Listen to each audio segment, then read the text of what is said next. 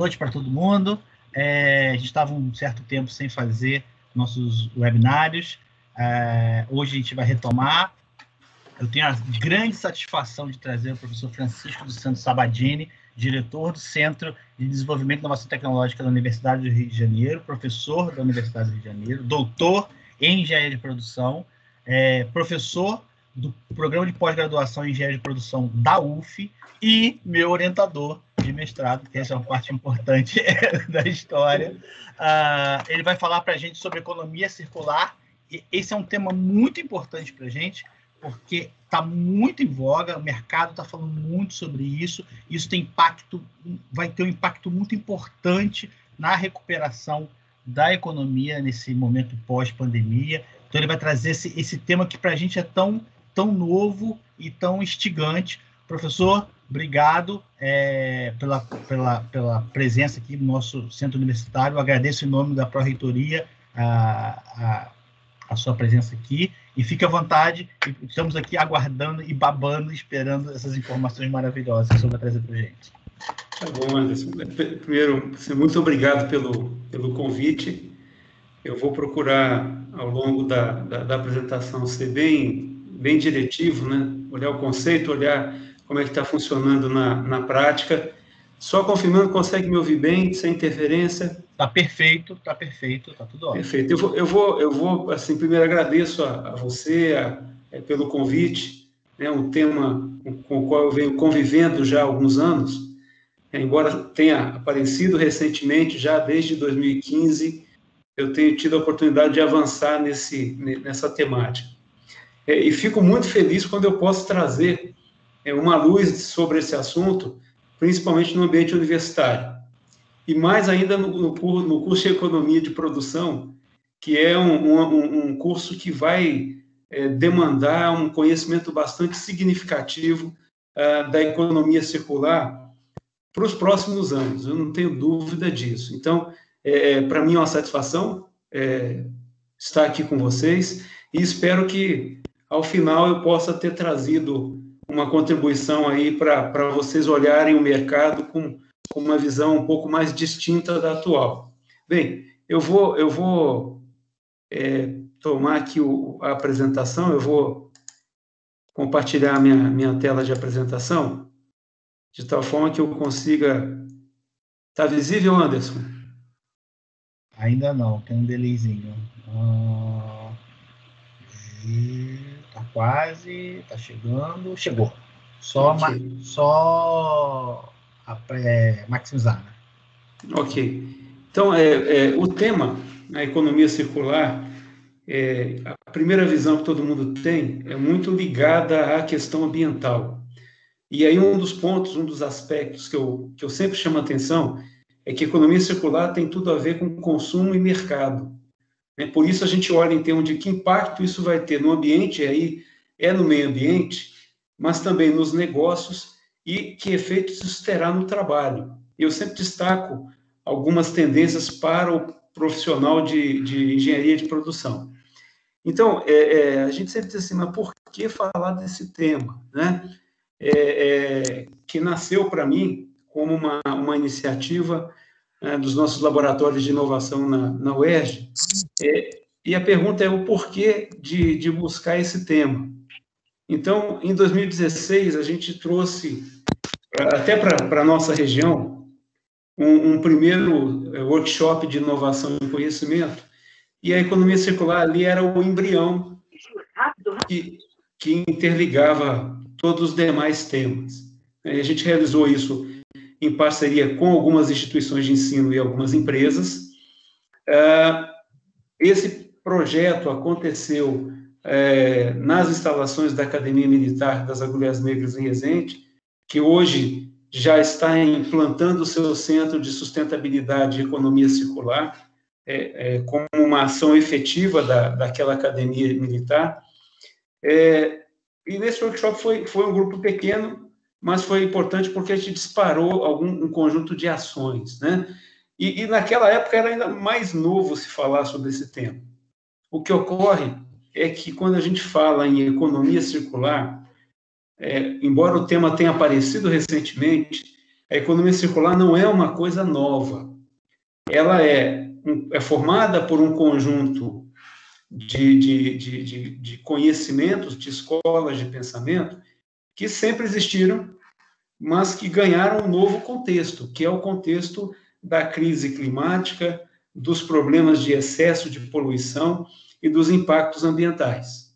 E para a gente falar de economia circular, a gente precisa primeiro entender o que é tratado como economia linear. Então, a economia linear, ela é aquilo que a gente desde sempre vem fazendo. E o que a gente vem fazendo desde sempre? A gente extrai os recursos, transforma na manufatura. A engenharia de produção essencialmente estuda maneiras disso ser altamente produtivo, eficaz, otimizado. Vai para o mercado, é consumido e a disposição final vai para o lixo. Mas o lixo nem sempre é a cesta de lixo. Em muitos casos, o lixo é o meio ambiente, são os córregos, é o oceano, e aí você começa a ter uma série de transtornos. Então, o que se observou? Esse jeito de produzir, como sempre foi feito, ele não é sustentável, porque as matérias-primas são finitas. Elas não são infinitas, uma hora vai acabar. Algumas já estão acabando. E quando eu for fazer o descarte desse resíduo, a gente transforma o mundo num grande lixão. Então, à medida que, ao longo de mais de 80 anos, isso foi sendo verificado, o que se percebeu é que, do lado das fontes, você começa a ter danos ambientais, então, agricultura industrial, mineração industrial, pesca industrial, todo esse modelo industrial baseado na escala, ele efetivamente, ele é um modelo que traz muitas externalidades. O que a gente chama de externalidades são efeitos que causam no ambiente, sejam positivos ou negativos. A maioria das externalidades, neste caso, são negativas. E aí, além de você, por exemplo, plantar uma área extensa agrícola, você precisa de terra. E essa terra, ela gira em torno de um ecossistema. Então, se eu tenho que destruir aquele ecossistema, eu alterei os ciclos de uma região inteira. É claro que isso vai ter uma modificação no sistema. Tem uma entropia aí que é natural. Quando a gente vai para a produção, eu causo poluição do ar, né? A gente começa a jogar gases, metais diversos no ar. E na outra ponta, que é quando a gente vai fazer a disposição final, eu causo dano ambiental. Plástico, por exemplo, não é alimento de baleia, né? Assim como a gente acaba transformando algumas regiões próximas às cidades em grandes lixeiras a céu aberto, frequentadas por um bicho chamado ser humano, além de outros animais do sistema. Então, já se percebeu que esse modelo não funciona mais, e não vai funcionar. Ele está com data e hora marcados. E o que se propõe é uma transição. Por que isso? Porque, afinal de contas, a gente verifica que plástico não é alimento de tartaruga e nem de animal nenhum, né? Ao longo das últimas décadas, esses elementos que eu fui mostrando, né, e um conjunto de ações no mundo todo, levaram a uma consciência importante de que o único lugar que nós temos, por enquanto, é o nosso planeta, e que ele é um sistema fechado. A gente não tem ainda como resolver o problema do lixo sem causar dano ao ambiente. É como se a gente jogasse a sujeira no nosso quarto, na nossa casa, e passasse a conviver com esse dano. Então, essa consciência veio ao longo do tempo, né? E veio ainda mais intensificada agora, porque como é que nós vamos lidar em 2030, que está logo ali, com uma população de 8 bilhões de pessoas no planeta? 8 bilhões de pessoas são 8 bilhões de demandas diferentes que a gente vai ter que lidar com o jeito de produzir. Esse planeta, esse sistema, não aguenta extração num volume tão alto, não na maneira como é feita agora. E a lixeira não é tão grande quanto se pensa, porque uma hora isso vai eclodir, vai dar um problema grande. Dentro dessa perspectiva, né, por isso se fala em horizonte 2030, né, hoje já se fala horizonte 2050, porque uma série de ações tem que ser tomadas agora, para que em 2030 a gente não tenha um colapso. E em 2050 a gente tenha um novo desenho produtivo. Então, isso levou a essa visão de sustentabilidade mais intensificada. Só para dar um exemplo, dá para imaginar um futuro com 10 bilhões de pessoas? Como é que a gente vai ter água potável para todo mundo? Hoje, a água já é um problema. Então, imagina um mundo nesse contexto. Traduz isso para roupa, para objetos de uso pessoal, para alimentos, e a gente tem a dimensão do impacto que esse modo de produzir causa. E aí a gente fala assim, qual é o foco, então? Em entender padrões de produção e consumo. E o consumo puxa a produção. Então, essa percepção, junto com a evolução dessa conscientização, disparou um conjunto de objetivos. São 17 objetivos que têm como finalidade gerar ação efetiva. Esses objetivos, esses 17, se transformam em 169 metas que devem ser alcançadas até 2030 e depois uma revisão para 2050. E elas abrangem não só a maneira de produzir, a produção, como elas abrangem questões de erradicação da pobreza, renda, qualidade de vida e educação. Então, imagina a amplitude que isso tem, né? E no caso da engenharia de produção, os objetivos 12, né, e o objetivo 7, eles estão de cara diretamente ligados. 7, energias renováveis, limpas, porque a produção é movida a energia, né? 12, consumo e produção responsáveis. E é claro que outros também vão aderir a isso. Então, dentro dessa visão, a economia circular surge como um movimento que permita que as demandas sejam atendidas sem efetivamente isso causar os danos que causam hoje. Portanto, a gente precisa responder uma pergunta. Como é que eu transformo resíduo em capital? Como é que eu transformo resíduo em dinheiro? Mas como é que eu preservo o capital que a natureza já criou, que é o capital natural? Então, essas perguntas, ao longo de décadas, vem se buscando respostas para ela, e ela precisa ter uma dimensão econômica, uma dimensão ambiental e, principalmente, uma dimensão social. Então, imagina o desafio que nós temos pela frente, né, a nossa geração e as demais que virão, num compromisso de mudar mentalidades. E a educação é o caminho principal para isso acontecer. Economia circular tem a ver com continuar produzindo. Mas olha que interessante, a gente não vai mais jogar nada fora. Esse é o primeiro ponto. Então, ela tem 3 princípios básicos muito importantes. E ela parte de um conceito de que eu vou gerar 0 resíduo. E que tudo o que for produzido vai circular infinitamente no sistema. De várias formas, preservando ao máximo o valor que foi colocado ali. E, em hipótese alguma, eu gerar os lixões que a gente tem hoje. Então, há uma mudança na forma como se vai produzir. E aí, isso tem uma coisa importante que a gente vai entender depois. Então, eu vou fazer produtos que durem mais, de maneira que eu possa reutilizar facilmente.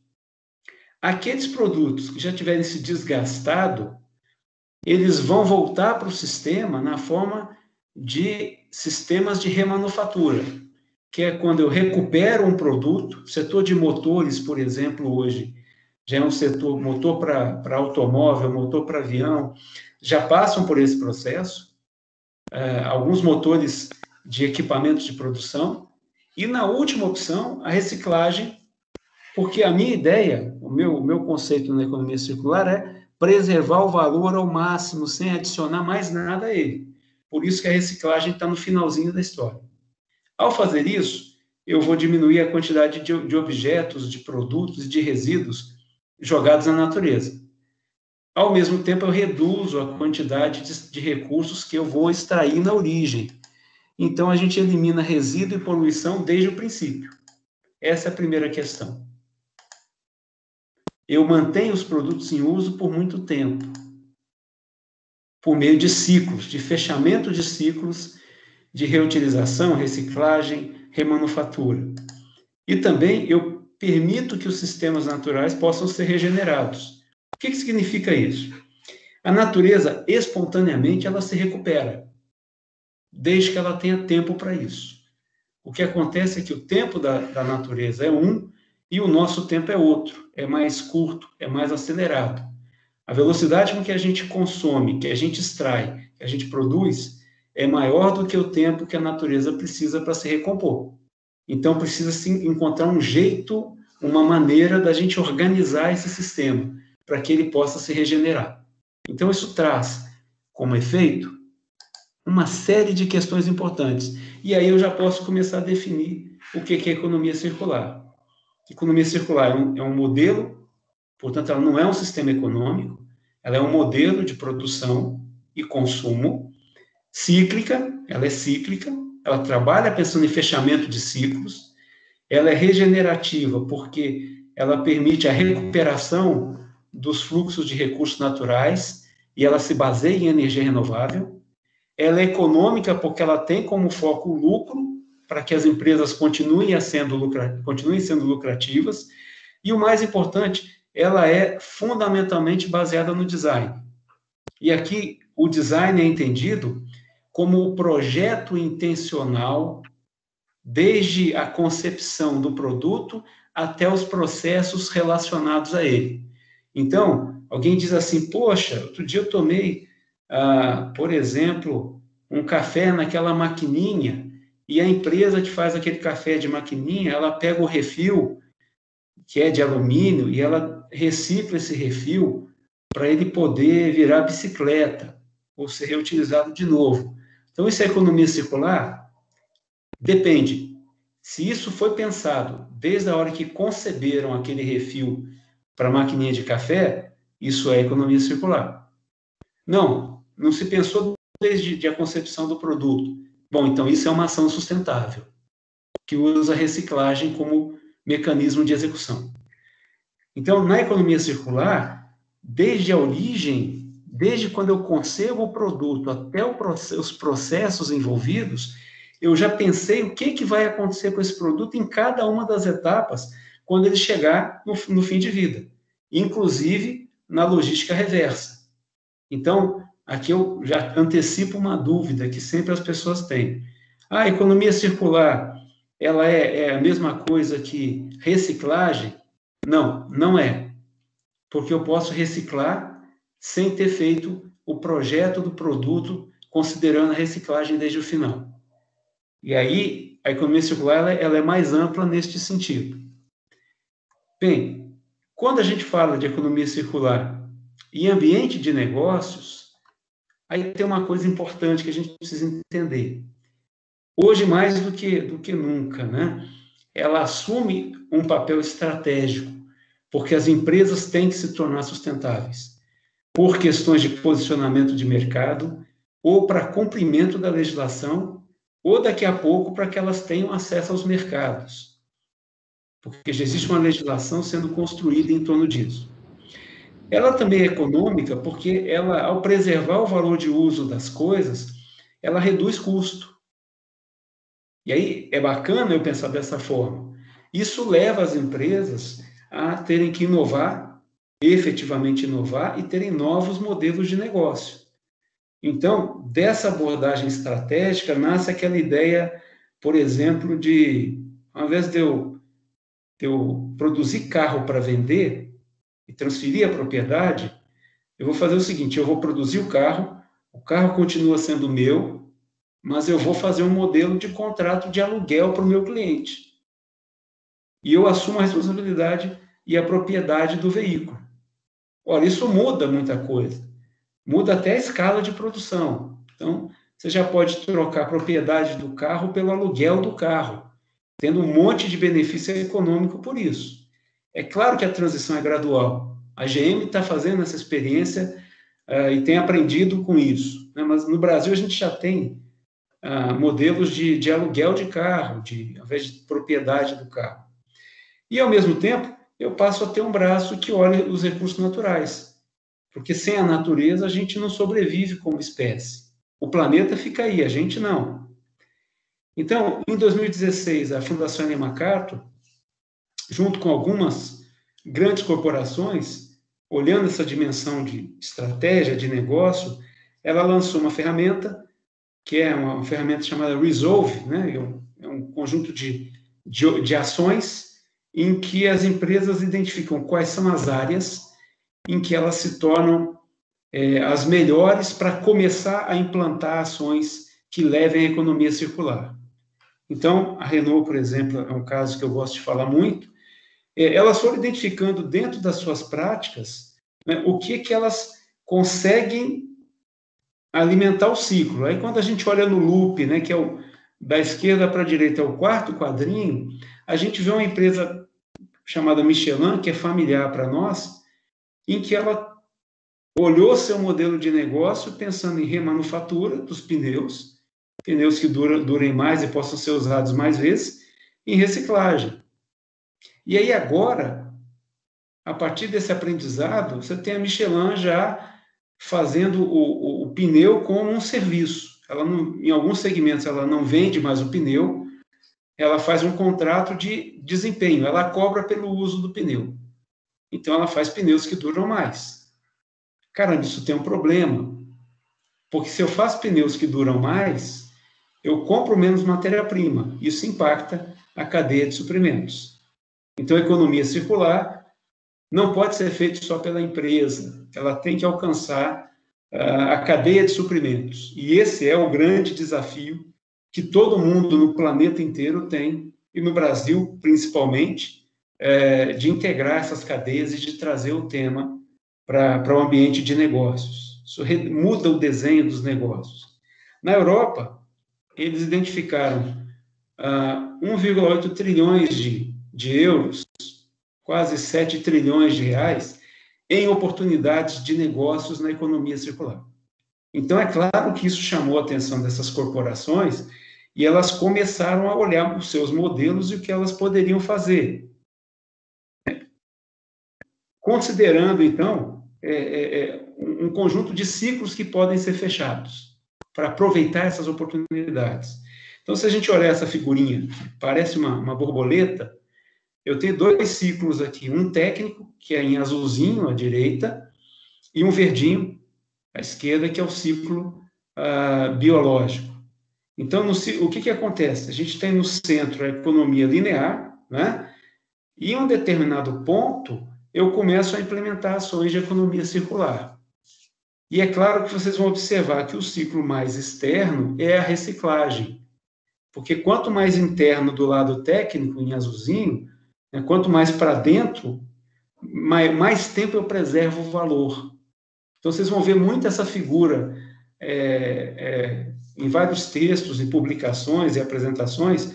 Ela não é o conceito da economia circular, ela mostra definições e fluxos, mas a gente começa a entender esse contexto de fechar ciclos. Esse é um modelo feito pela Ellen MacArthur, né, que é a fundação que tem liderado a transição no mundo, né, e ela amarra com uma coisa importante. Economia circular significa negócios mais sustentabilidade.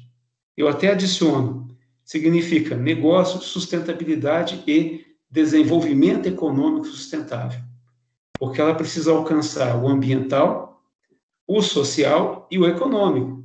Senão as empresas não se mobilizam se o econômico não for atendido.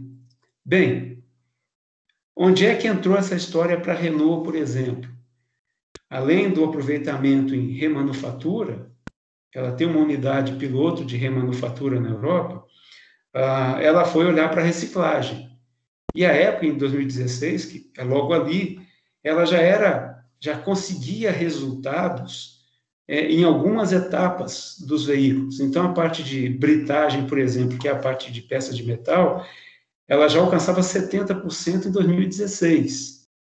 Então, esse aço da lataria, né, da chaparia, ele voltava fechando o ciclo com a siderúrgica. E aí você começa a criar o que a gente chama de simbiose, que é o resíduo de uma empresa voltar como matéria-prima para outra. Aí você começa a construir uma relação que vai além dos ciclos da empresa e vai desenhando a economia circular. Bem, e aí uma coisa que a gente chama atenção, quando eu olho o caso da Renault e começa a falar em simbiose, a gente tem que falar em cadeia de suprimentos. Então, não dá para o engenheiro de produção hoje pensar no modelo de produção como a gente faz.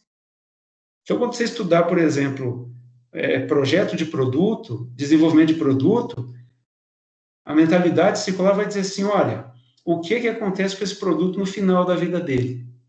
Você tem que rever o conceito todo, porque isso tem que ser realmente reconstruído. E aí você tem que trazer isso para o âmbito da cadeia de suprimentos. Por quê? Uma empresa sozinha não faz economia circular.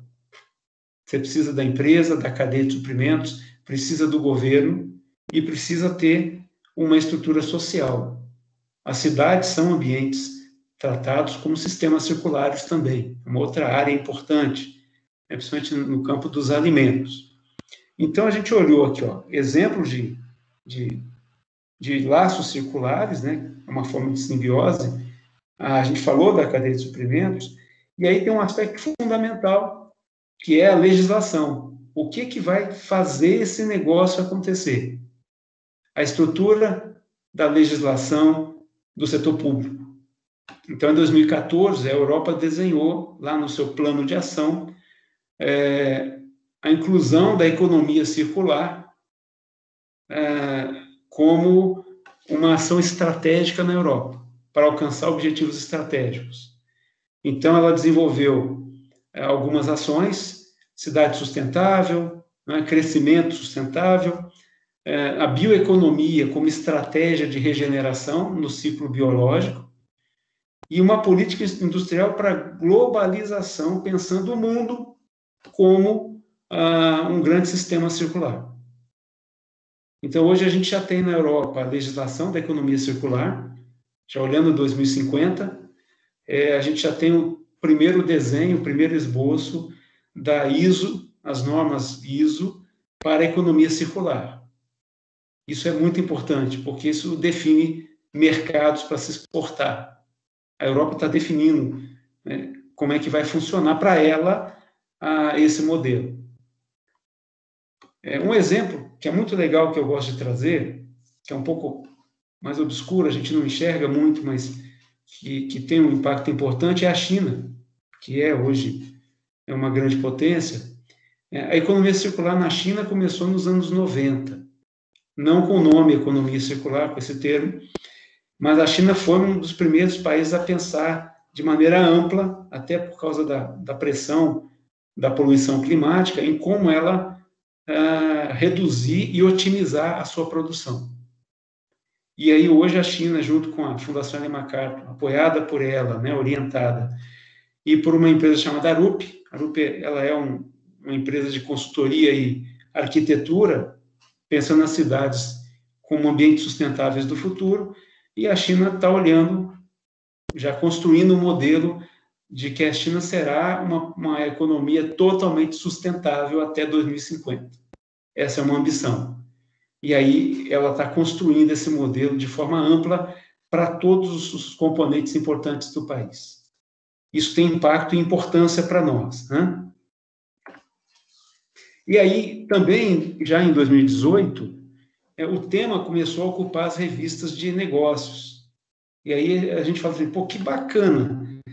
Veio o tema, isso já tem um início de amadurecimento, se fala muito de energia renovável, né? Esses 6 princípios aqui, que são citados na revista, até incorretamente, eles são aqueles elementos do Framework Resolve, né? Que é renovar, compartilhar, otimizar, virtualizar as coisas, né? E aí você começa a ter vários modelos de negócios voltados para isso. Então, isso começou a chegar nos negócios e hoje é uma palavra que é corriqueira. Você não fala mais em produção sem falar em economia circular, sem falar em ESG, né? Sem falar em sustentabilidade. E a gente falou, governo, negócios, qual o impacto disso no trabalho? Porque, veja, vai mudar a forma como as empresas produzem. Alguma coisa vai acontecer, tem modelo de negócio que vai sucumbir, tem profissões que vão desaparecer, talvez venham outras venham surgir. Então, na Europa, em 2016, eles viram 3,4 milhões de empregos somente relacionados à economia circular na Europa, em vários segmentos. Então, quando eu falo em reuso, ou quando eu falo em manutenção, fazer um produto durar mais, eu preciso de gente que entenda como consertar esse produto. Esse modelo novo, ele elimina a obsolescência programada, e aí eu preciso ter gente que entenda de como é que eu recupero material para reciclar. Mas como é que eu recupero esse material já como um processo natural de pós-vida dos produtos? Aí, desenho da economia circular. Como é que eu vou construir a logística reversa para essa situação? Então, a logística reversa abre um campo totalmente novo. Como é que eu remanufaturo produtos? Então, eu começo a ter um monte de possibilidades para isso e algumas outras, como, por exemplo, como é que eu vou lidar com a venda, a comercialização, a destinação de resíduos? Que tipo de profissional eu preciso, por exemplo, para um modelo em que eu não vendo o produto, mas eu vendo o desempenho dele? E aí você começa a ter uma série de questões importantes e você diz assim, caramba, são 3,4 milhões de empregos. A Europa, que é um continente representativo, imagina isso para um país gigante como o Brasil. O Brasil não é um país para se pensar pequeno. Tudo aqui tem as nossas demandas têm uma escala muito grande. Então, imagina como é que eu vou recircular a embalagem de refrigerante. Como é que eu vou recuperar esse material?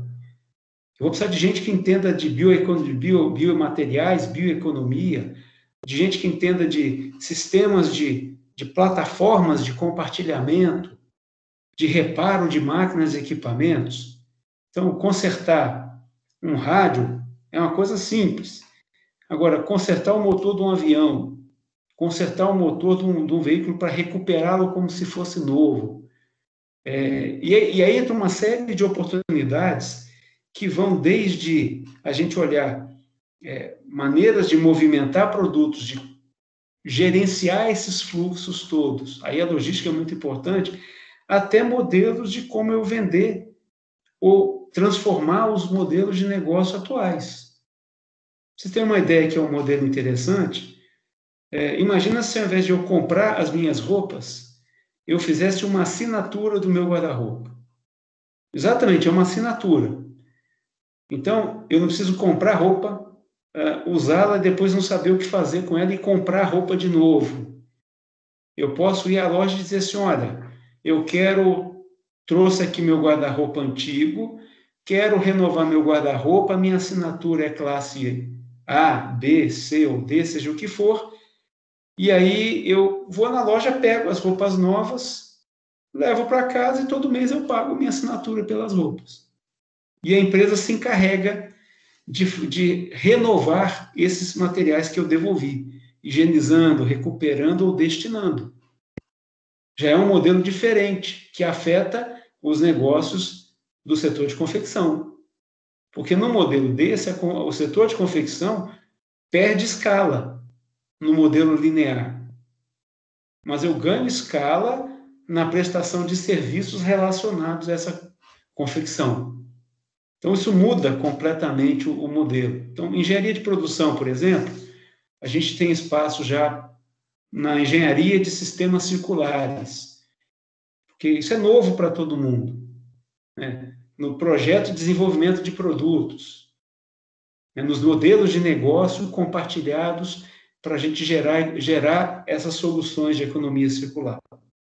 Então, tem uma mudança que eu recomendo a todos vocês que se aprofundem cada vez mais em entender como funciona essa economia circular e onde é que estão as oportunidades delas. São muitas, que vão envolver a engenharia de produção de maneira intensiva. A engenharia de produção é um campo completamente novo para isso. Na UERJ, a gente está trabalhando em levar esse tema para o currículo das instituições de ensino. A gente começou com algumas universidades, né? E estamos pensando em 2 anos em levar isso para o ensino médio, para o ensino básico, e a partir daí trazer isso para a cultura da sociedade. É uma contribuição da academia. Então, quando a gente pensa nesse novo cenário, você fala assim, caramba, o meu emprego. É bom começar a olhar as oportunidades que vão haver aqui. Por exemplo, reparação de equipamentos de alta tecnologia, como os equipamentos médicos. Então, a General Electric, por exemplo, ela tem alguns modelos de scanner, né, de PET scan, em que, quando um cliente dela vai renovar, comprar um equipamento novo de radioimagem, né, um equipamento de imagem desse, ela recolhe o antigo, leva para a sua máquina, então ela faz uma venda à base de troca, instala o novo equipamento com tecnologia nova, recupera integralmente o equipamento antigo, faz um upgrade, e ela vende para um cliente num outro segmento de linha de consumo, em que o cliente não compra aquela estrutura toda, aquele equipamento todo, e ela cobra por desempenho, por serviço, por unidades de serviço produzidas. Então, é uma nova leitura, né? E o que a gente faz é que não gera lixo nessa história, você muda o contexto. Bem, vamos entender um pouquinho mais antes de eu fazer o fechamento? Depois o Anderson tem meus contatos. Se algum de vocês tiver interesse depois em aprofundar mais no tema, receber newsletter, algum tipo de estudo de caso, o meu e-mail está aqui, mas vocês podem encaminhar para ele essa solicitação e ele depois me manda para a gente apresentar para vocês as possibilidades que existem aí no tema. Vamos pensar uma coisa, antes de eu fazer o fechamento, e agora a gente está indo para o finalmente. Quando a gente olha essa imagem, o que a gente está vendo aqui? Ô Anderson, me ajuda aí, o que você está vendo aí? Plástico, muito plástico. Legal. O que mais além de plástico? E uma diversidade de coisas que estão mudando, basicamente design e marketing, me parece. Legal. O que tem em comum entre a maioria, se não todos os componentes que a gente tem nessa prateleira? Em comum? Serve para lavar o cabelo. O shampoo. Isso é em comum no uso, né? No uso. Mas, olhando a prateleira, você identifica alguma coisa que seja comum a todos eles? Se alguém quiser falar, fica à vontade. Tá, vou deixar para os universitários. O produto final. Como assim? Todos são produto final, joia. Isso é pergunta malandra, porque eu já sei a resposta, né? Produto final. Embalagem? Embalagem, legal, é comum, mas tem uma coisa que está em comum também, além da embalagem. O rótulo. O preço que subiu nos últimos dias. Como é que é? É o produto, a matéria-prima, que é o shampoo. Eles estão agrupados olha que por próximo marca, cor, né? Olha que coisa engraçada. Tem uma menina... O processo de produção. O processo de produção. Tem um monte de coisa comum, mas tem uma coisa comum aqui que gera um custo logístico absurdo. E uma pessoa tentando resolver esse problema, ela fez uma mudança radical. Então, eu vou marcar para vocês uma coisa interessante, né? Está visível para todos? Água. O que tem muito em comum em todos esses itens que estão na prateleira é que todos eles contêm água. E a pergunta que ela fez, porque ela estava estudando um problema ligado a isso, ela entendeu o seguinte: por que movimentar tantos milhões de litros de água, gerando peso e, consequentemente, mais emissão de gás do efeito estufa e elevação dos custos logísticos? Eu nunca teria pensado nisso. Ela estava no supermercado, o nome dela é Maria, né? É uma Maria que não é uma Maria brasileiro, é uma pesquisadora da Delft University, e aí ela começou a perguntar o seguinte: na essência, o que o consumidor precisa e quer? Ele quer a experiência de ter o shampoo para lavar o cabelo, fazer a higiene e ficar cheiroso, ficar com uma sensação saudável. Bom, a partir daí ela falou assim: como é que eu posso entregar essa solução transportando menos água? Porque se eu transportar menos água, o shampoo é assim, a gente joga na mão, ele está ali, você molhou, você já molha o cabelo e ele está ali com efeito, ele não é duro, né? Então ela pensou no seguinte: e se eu fizer essa solução aqui? Olha que diferença. Claro que tem um apelo aqui. Tem o problema do plástico, que também era uma questão importante, porque a embalagem é um produto, a embalagem é um produto que invasa o produto, né? que é um contenedor, que ela, quando acabou o produto, ela perde a utilidade, e perde rápido o valor, e vai para o lixo. Às vezes vai para a reciclagem. Então ela pensou assim: na perspectiva da economia circular, como é que eu repenso essa história do shampoo? E ela inventou o Twenty. O que é o Twenty? No cantinho tem uma bolinha azul que parece roxa, né, que parece que está flutuando dentro de um pote transparente. Esse pote é a embalagem de reuso permanente do shampoo. Então, quando você compra pela primeira vez, você compra esse pote, essa embalagem, porque a gente já paga pela embalagem e joga fora. E aí o que você vai fazer? Ao invés de eu transportar água para cima e para baixo, gerando um custo logístico enorme, o cliente bota a água na casa dele, e o que eu vou transportar de fato são só os ingredientes que, misturados à água, vão permitir que ele tenha a sua higiene, a sua satisfação com o uso do shampoo.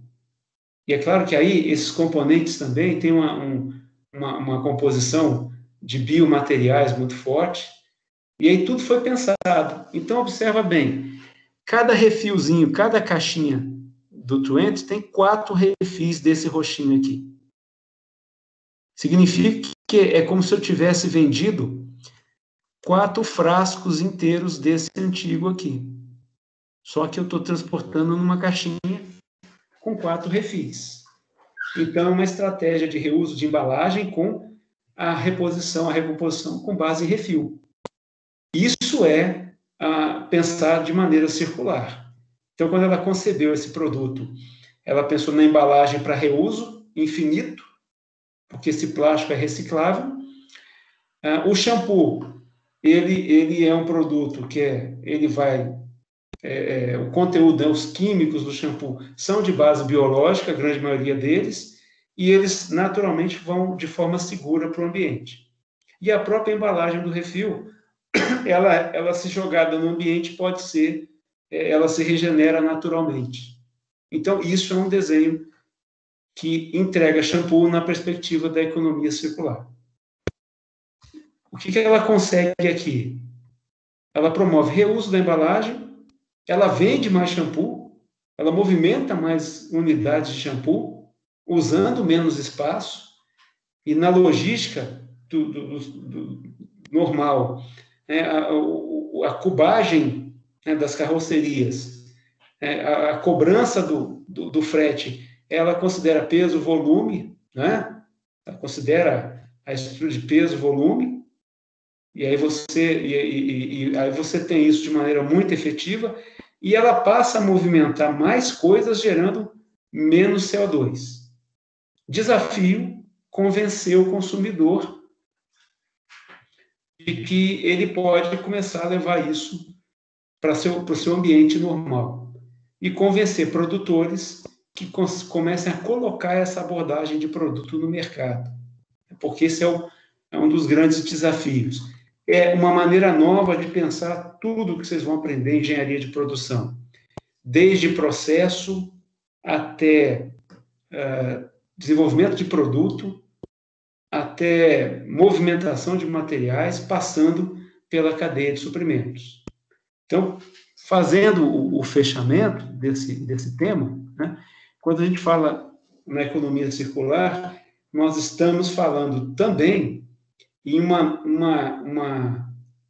nova maneira de pensar as coisas que estão sendo feitas, considerando a interação do ciclo técnico e do ciclo biológico, né, e tendo o design, o projeto, como o ponto de partida.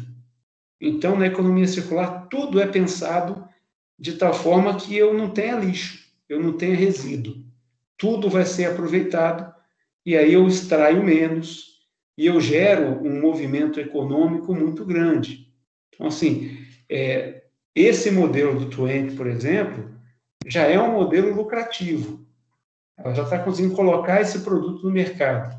Algumas grandes corporações que trabalham em higiene e higiene pessoal, né, já estão negociando o uso dessa patente e adaptações para a sua rede de consumidores.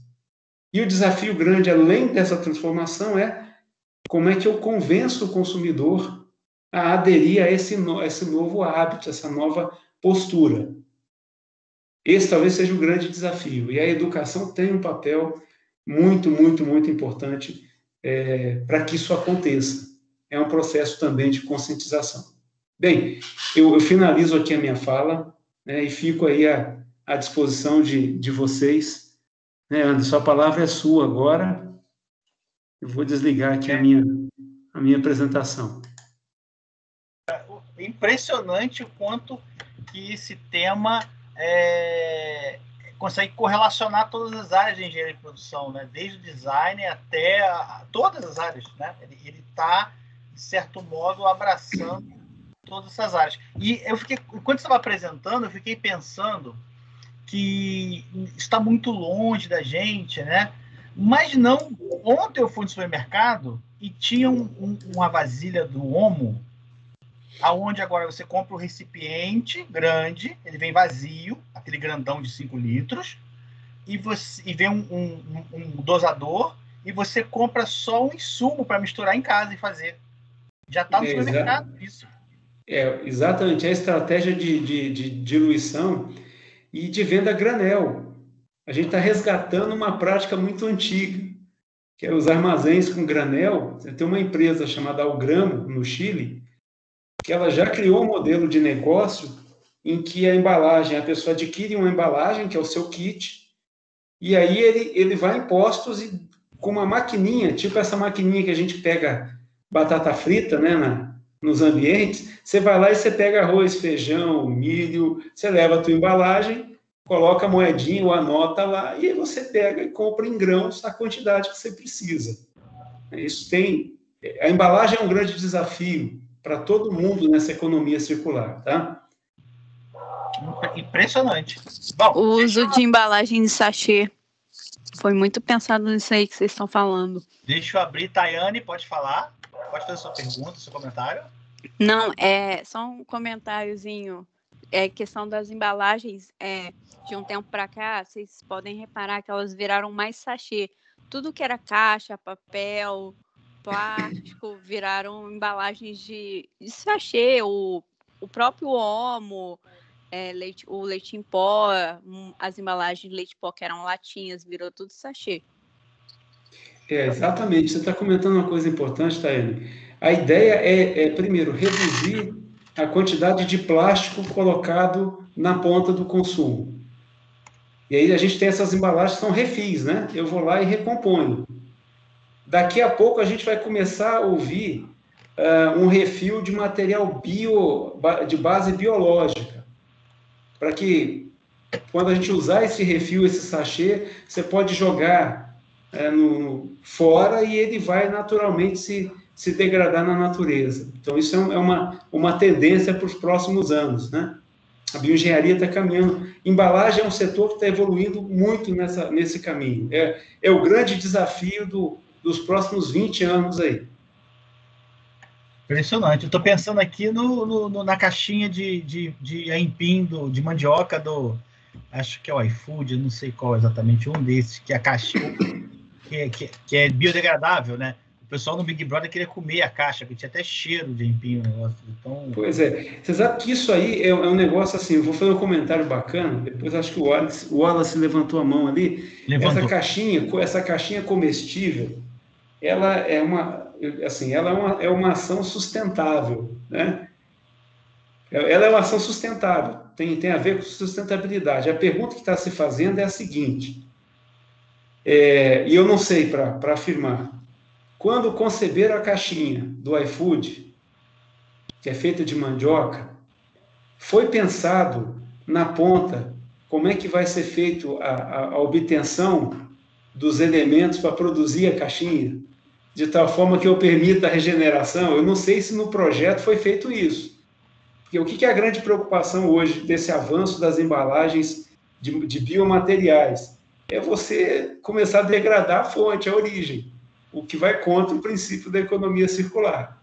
Então, se ele tiver lá um modelo, por exemplo, em que a empresa que faz beneficiamento de mandioca fornece os restos da produção dela para alguém produzir a caixinha do iFood em escala, isso é circular.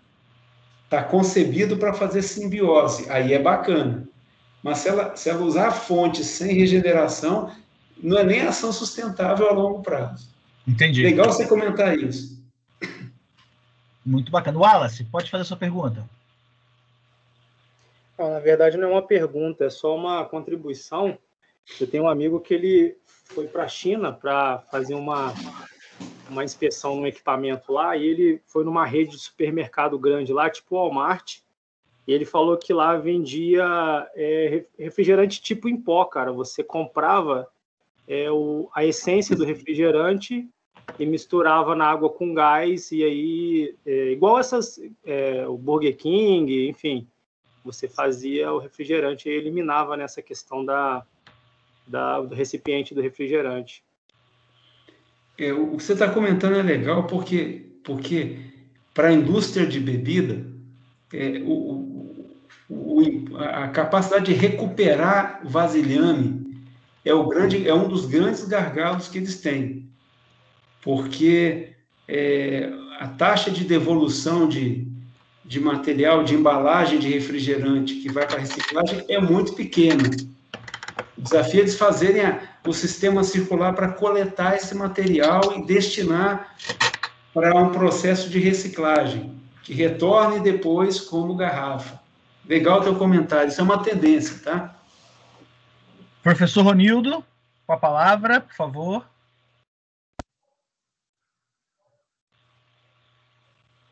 Professor Ronildo? Está mudo, Ronildo. Boa noite aí a todos. Parabéns aí ao professor Francisco pelo trabalho aí, muito bom, excelente, né? Realmente vem ao encontro aí da nossa engenharia de produção, né? Do que se pensa, né? A partir de então. A minha questão vai um pouco mais com relação ao emprego, né? Naquele slide que você mostra lá, as 17 proposições lá, a primeira delas se trata da questão da erradicação da pobreza. E a gente vê que, né, é uma questão mundial muito séria e que no modelo que a gente tem hoje seria mesmo através de geração de renda, né, distribuição, geração de renda. Como que você vê hoje também essa questão da economia circular, né? Se a gente teria condições de, no futuro, estar substituindo os postos de trabalho da economia linear, né? Gerando toda essa simbiose, né? Hoje a gente já até vê artigos, materiais aí falando até de grupos, né? De pessoas, de profissões de inempregáveis, não desempregados, mas inempregáveis, né? Pessoas que não terão oportunidade mais no mercado de trabalho, né? Então, como que você vê essa relação aí num futuro aí, nesse 20, 30 que você comentou? Então, muito boa a sua pergunta.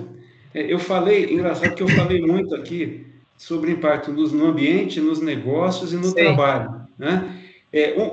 Uma das críticas que está muito forte em relação à economia circular, e isso no Fórum Econômico Mundial recente foi muito colocado, é que fala-se muito no modelo do negócio, mas não se fala muito no modelo social.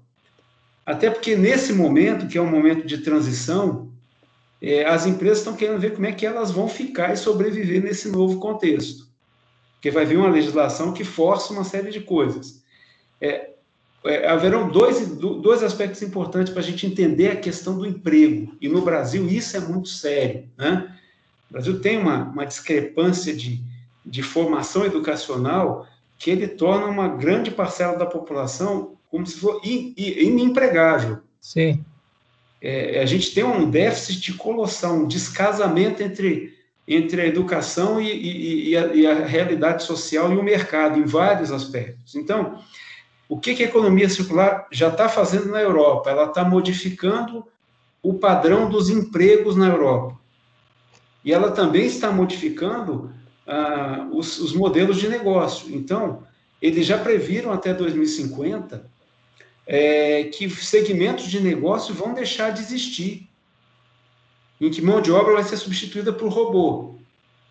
Então, algumas ações tomadas na Europa foram, eles separaram, a comunidade europeia separou um fundo de dinheiro, fundo emergencial, para proteger aqueles que forem afetados durante a transição para a economia circular, empresas e pessoas.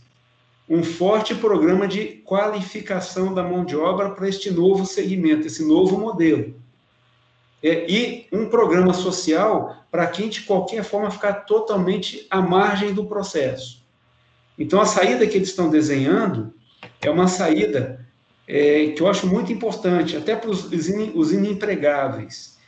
É você olhar a questão da territorialidade e do desenvolvimento regional local, a nível de bairro, a nível de cidade, a nível de região, de unidade federativa e de país como um todo. Então, muito fortemente, o caminho é o desenvolvimento regional. E você vai dizer assim, eu vou pegar esse indivíduo que é o inempregável e a gente vai ver o que é a força da economia, torná-la um processo circular e trazer essas pessoas para esse novo ambiente. Então, por isso que não se faz a economia circular sozinho.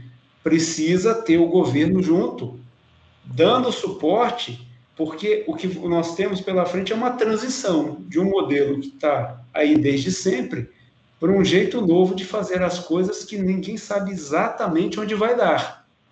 Então, a gente vai ter um novo modelo que vai surgir desse negócio, em que o Estado precisa estar presente. Atendendo aonde? Aonde forem as falhas de mercado. Por exemplo, as empresas não vão migrar de uma hora para outra. Elas vão fazer pilotos, experimentos. A sociedade tem que ser alcançada, porque a gente tem que pensar em desenvolvimento econômico e social. Por isso, a territorialidade hoje ela é o ponto que se olha para 2050 em toda a comunidade europeia. E recomenda-se que se olhe assim para o mundo. Então, imagina, a fábrica de produto eletrônico vai produzir menos quantidade. Então, eu tenho que ter gente que tem habilidade para consertar esse equipamento que é mais sofisticado. Celulares, computadores, televisões, que hoje a gente queima uma pecinha, a gente joga fora, compra uma nova. A ideia é que eu tenha alguém que conserte isso, porque isso vai ser feito para durar mais. Vai ser feita uma padronização, inclusive, de insumos. O automóvel, que antes era produzido em escala, agora eu não compro mais, eu vou alugar o automóvel. Então, vai ter que entender como é que vai funcionar essa demanda, porque a empresa vai fazer um carro que seja mais durável, que seja fácil dela modificar. Isso reduz emprego. Na outra ponta, o que a gente vai ter? Muita gente que precisa dominar a tecnologia de informação. Muita gente que precisa dominar conhecimento para atender demandas locais. E aí entra o governo como grande articulador desse processo. E na economia circular, governo e sociedade civil. E o que já se percebeu na Europa? Se deixar na mão dos governos, a coisa vai andar alguns passos atrás da velocidade do mercado. Então, as ONGs, as sociedades civis, elas estão entrando e preenchendo o vácuo daquilo que o governo não conseguiu atender. Espero ter atendido a tua pergunta. Sim, com certeza. Vejo também isso aí, o Estado tem um papel fundamental nisso aí, né, os governos, dessa transformação não realmente gerar um caos muito grande, né?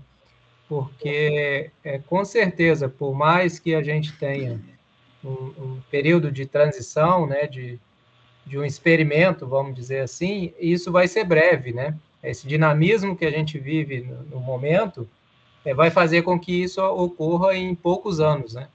2050 está ali, né? Então esse preparo aí dos governos, eu acredito que antes de 2050 talvez aconteça tudo isso, né?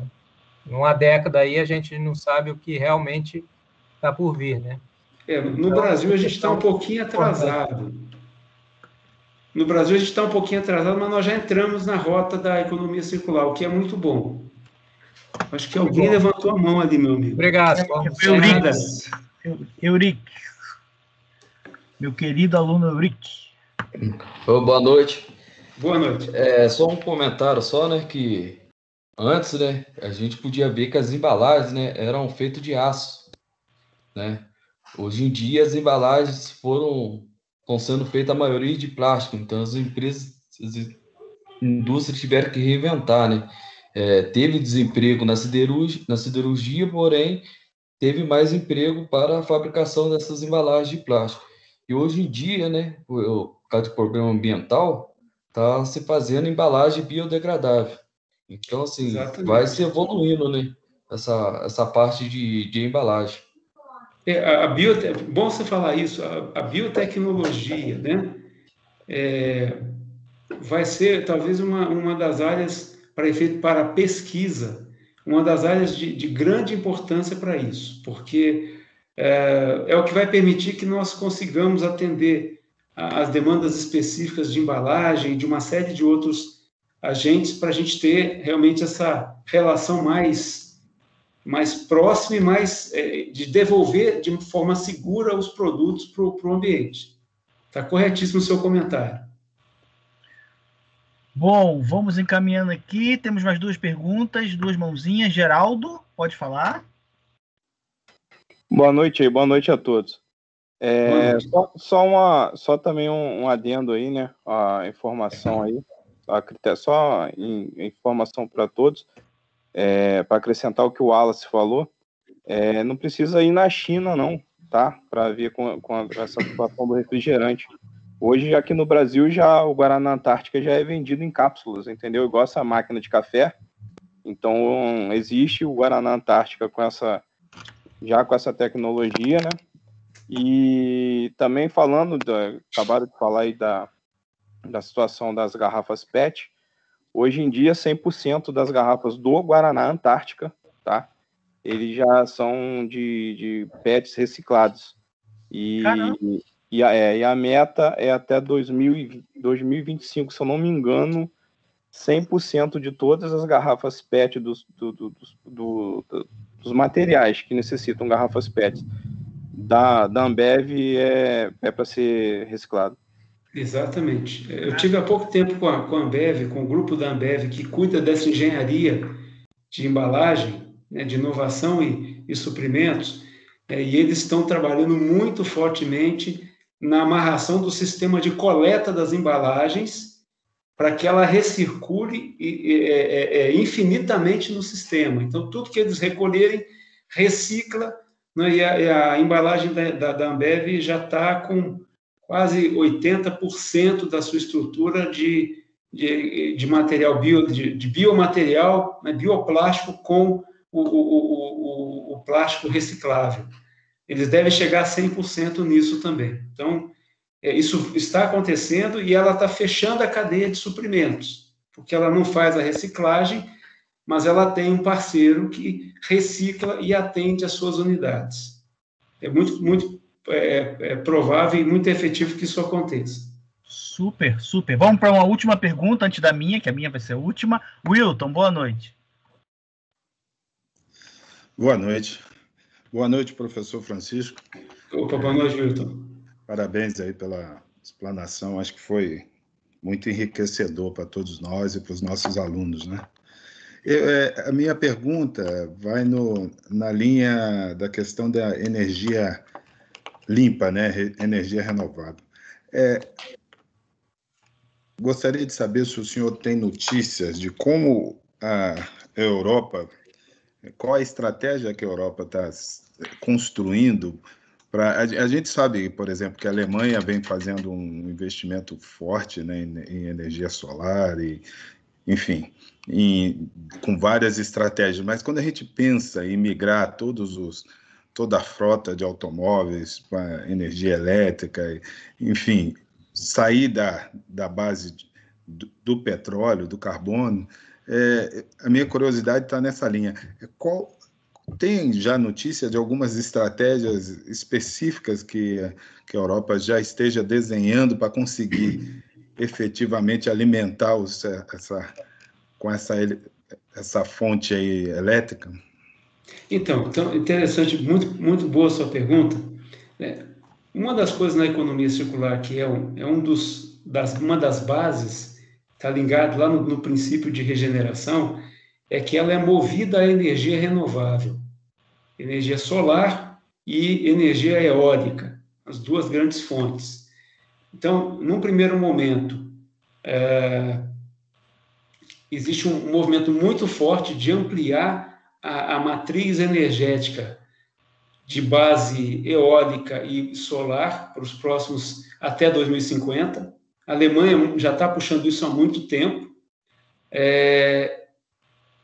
mas não tem o problema, não tem a solução para o problema que isso vai criar ainda. Então, assim, como política estratégica, ampliação de energia solar e energia eólica. A energia solar vai ser um problema a ser resolvido. Estão começando a achar a solução. E, do ponto de vista do automóvel, né, por que essa combinação de energia solar com carro elétrico? É porque a Europa está trabalhando num modelo de carbono zero, como estratégia. Toda a comunidade europeia, até 2050, quer ser zero carbono. Então, há uma forte política para a utilização e implantação do carro elétrico nas cidades. Desafio: o que fazer com as baterias depois que elas se esgotarem? Então, esse é o grande ponto que tem se pesquisado muito, né, nas baterias que durem mais e que tenham capacidade de recuperação e recarga mais efetiva que as atuais. Mas depois de 2050 isso ainda vai ser um problema, porque ela vai virar resíduo, e aí não se tem uma solução ainda para o que fazer com isso. Existem estudos por causa das baterias. E a mesma coisa acontece com a energia solar, porque no fim de vida das placas fotovoltaicas, o índice de aproveitamento para reciclagem é muito baixo. E o material é contaminante, você não pode devolver para o solo.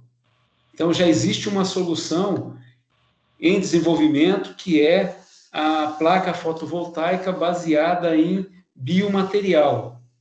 Inclusive, no Brasil, o CECEM, que é um laboratório suíço brasileiro em Belo Horizonte, ele já está trabalhando com esse modelo. Essa placa de material biológico, depois você joga ela no ambiente e pronto, ela se degenera, acabou, não contamina nada. Problema: a eficiência dela é 20%. Então, enquanto a placa fotovoltaica chega a 80%, 85% de eficiência de conversão. Então, assim, para a Europa, a tendência é caminhar cada vez mais para a energia limpa. Isso está na política da comunidade europeia. Para a placa solar, a fotovoltaica, já estão desenhando solução. O grande pepino é a questão do carro elétrico, para o qual já existem subsídios, inclusive, para a utilização do carro elétrico. A Itália, por exemplo, a Alemanha pretende até 2030, 2035, ter aí 70%, 80% da frota de carro elétrico. Se eu não me engano, são os últimos dados que eu vi. 2050, toda a Europa pretende estar 100% carro elétrico, zero carbono. Espero ter respondido a sua questão. Sim, obrigado. Bom, deixa eu fazer minha pergunta. Com a questão da indústria 4.0, dessa revolução que está passando tecnológica, essa convergência tecnológica, é uma pergunta meio filosófica quase. A gente não está fazendo uma regressão, de certo modo positiva, para sair a gente saiu da revolução industrial de artesãos e fomos para técnicos e operários e operadores. A gente não está fazendo esse retorno. A economia circular não vai obrigar que os operadores voltem a ter profissões, a ter especificidades como era antes da revolução industrial. Ele vai ter que ser um prático, assim, de ter mais habilidades, dominar mais conhecimentos. Vai, uma boa pergunta, né? Lá no passado, a gente tinha lá, antes do período industrial, as corporações de ofício, né? Que era o trabalho artesanal. Isso evoluiu para o especialista, os mecânicos especializados naquela atividade da mecânica industrial, né? Da dinâmica da Revolução Industrial. Com essa história de territorialidade, né? Economia local forte, é uma globalização diferente, com regionalismos fortes, né? E com reuso de materiais, e materiais que duram mais, produtos que duram mais, eu preciso de gente para consertar esse negócio. Então, há uma mudança, um resgate do perfil. É um indivíduo que arruma máquina de lavar, é um indivíduo que arruma televisão, que arruma ar-condicionado, esse cara volta de maneira muito forte. E eu vou ter na outra ponta a demanda por gente muito especializada nas tecnologias e plataformas desse novo ambiente de produção. Então, ele vai puxar, volta alguma coisa ao passado, alguma coisa que lembre o passado, e remete uma mão de obra altamente especializada para o futuro, porque vai exigir uma tecnologia de controle maior. Super, super. Bom, para a gente finalizar, dá para mais uma perguntinha, professor? Claro, por favor. Se alguém tiver mais uma perguntinha, temos. Senti um áudio abrindo. Não? Nenhuma perguntinha? Professor, boa noite, tudo bem? Boa noite. Eu queria saber, né, qual é a visão do senhor sobre como as indústrias estão se adaptando a isso. Eu sei, né, que o senhor comentou sobre um prazo de até 2050, mas o senhor acha, assim, que realmente no Brasil as indústrias estão mesmo voltando a esse olhar para a economia circular, ou elas ainda estão presas naquele modelo linear? Boa pergunta, boa pergunta. Eu vou te dizer assim, no momento presente, teve uma pesquisa feita pela CNI, né, pela Confederação Nacional da Indústria, e perceberam o seguinte: a maioria das indústrias no Brasil tem algum tipo de atividade de fechamento de ciclo, alguma coisa ligado à circularidade. Mas não tem nada no conceito da economia circular. Então, o que está acontecendo agora? Num primeiro momento, as empresas estão olhando a questão da sustentabilidade.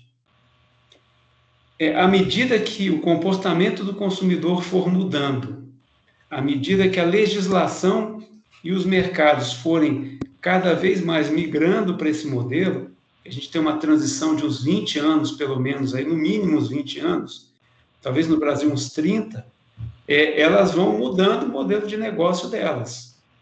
Então, elas vão adicionar, por exemplo, logística reversa ao seu processo, vão redesenhar seus produtos, algumas vão lançar startups, mas as grandes empresas já estão olhando, já estão se mexendo nessa linha. A Ambev, por exemplo, ela tem um evento que ela faz anualmente, que é um evento de aceleração de startups ligadas a questões de economia circular. Então, uma vez por ano, ela reúne essas empresas e investe dinheiro para poder atender uma demanda. Então, as grandes empresas vão responder mais rápido a isso. As pequenas empresas, nem tanto, a não ser as startups que serão rápidas e já estão fazendo essa abordagem. O que significa o seguinte, que a gente que está trabalhando para alguma dessas empresas tem que entender e começar a olhar o que a empresa está fazendo e que mudanças ela está promovendo no seu modelo de negócio. Aí a gente adapta a nossa formação para atender essas novas demandas. Espero ter respondido a tua pergunta. Respondeu sim, muito bem. Obrigada, professor. Mais alguma pergunta, gente? Não? Bom, professor, gostaria de te agradecer enormemente pela participação. Eu acho que está no nosso canal interno aqui. No nosso canal interno aqui está uma super conversa sobre a questão de como ligou, né? Como a economia circular deu um certo... Ela preencheu o intertício do curso de Engenharia de Produção, ela conecta todas as disciplinas de PO, passando por todas, né? Em química, né? Olha que coisa fantástica. Então, foi muito enriquecedor para a gente. Obrigado. Deixa eu só fechar um microfone que está aberto aqui, que acho que esqueceram. Gostaria de agradecer a todos. A audiência foi incrível, alunos. A gente chegou a bater aqui 150 pessoas. Foi um negócio super bacana para o nosso curso. Eu acho que foi enriquecedor para todos, para os professores, para a gente. Muito obrigado. E eu gostaria que todos abrissem a câmera para a gente fazer aquela foto grandona, bonita nossa, para poder... Ou quem tiver com câmera, por favor, abra para a gente fazer aquela nossa fotona bonita, comemorativa. O professor Giovanni está aí, nosso Jacarou, nosso mais novo Jacarou, Fernanda já abriu a câmera, Simon... Tulhão, grande Túlio. É ele que a gente estava aqui na nossa conversa interna aqui. O Wilton está na área. Gostaria de agradecer de novo a Pró-Reitoria do GBFERP por permitir e por dar esse espaço que a gente consiga trazer esses convidados para trazer essa informação bacana para a gente. Deixa eu só fazer a grade ficar grande, porque eu estou na grade pequena e só tem 4 pessoas. Um minutinho, tá? Só para carregar aqui. Bom, e eu estou aqui, já achei um artigo aqui, já estou mandando para os alunos, estou super empolguei, super deu gás aqui na minha relação a esse tema. Temos a câmera de estrela ligada. Ramon na área, Maria, Brito. Bom, vamos lá, deixa eu fazer o print aqui.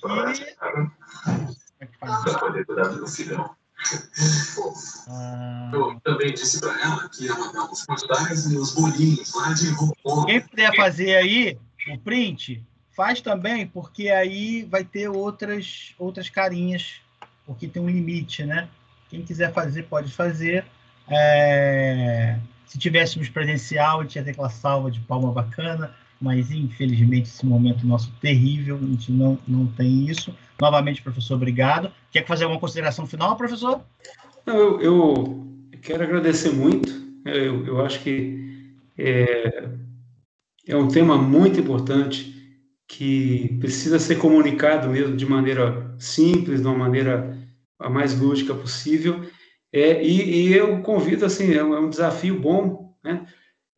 O que a gente tem falado muito os cursos de engenharia de produção precisam levar a economia circular para dentro da sala de aula, porque nós ainda estamos ensinando engenharia de produção de 40, 50, 60, 80 anos atrás, e o mundo mudou. Então, tem muitas coisas que podem ser feitas aí, em termos de adaptação, de trazer esse tema para a sala de aula, fazendo uma transição, né? Então, eu desejo que vocês iniciem essa jornada e me coloco à disposição aqui na UERJ, nos nossos laboratórios, para compartilhar com vocês o que a gente já está fazendo também com um sucesso bastante promissor. Então, de novo, muito obrigado por abrirem aí as portas da instituição para nós. É sempre um carinho e é muito bom ser recebido com tanto carinho por vocês, como nós fomos aqui nessa noite. Então, muito obrigado, e se alguém quiser saber mais sobre o tema, você tem meu contato, você centraliza os e-mails com você, me encaminha, que eu vou procurar, de alguma forma, trazer sempre informação nova para vocês. Então, muitíssimo obrigado.